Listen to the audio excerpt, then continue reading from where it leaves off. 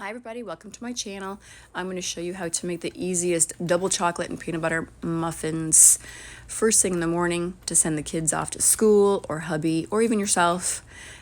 I'm going to add, believe it or not, a quarter of a cup of peanut butter, and the prepackaged muffin mix that I bought only requires a quarter of a cup of milk.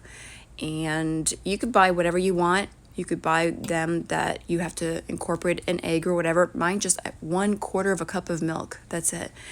And I'm going to stir that. And once the ingredients come together, when they're all wet, then you're going to see how I'm just going to swirl the peanut butter in there, just making sure that it's all even. You don't have to add the peanut butter if you don't want to, but me, I just want that little extra protein, that little extra energy.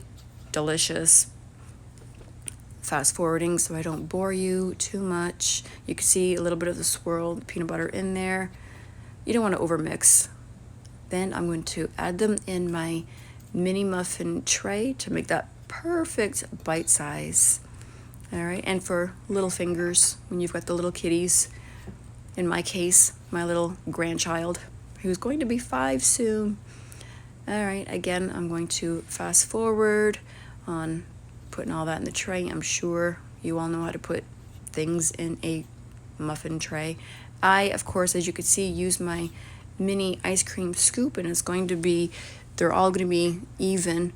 I have a bigger ice cream scoop that I sometimes use for the big muffins or for big cookies, even for meatballs, if you've seen any of my other cooking videos on my YouTube channel.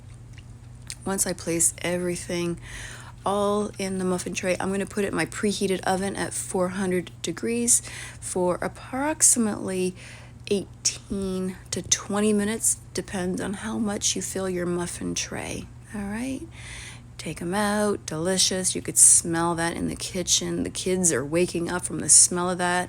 I'm also waking up because I could smell my coffee right there. Delicious.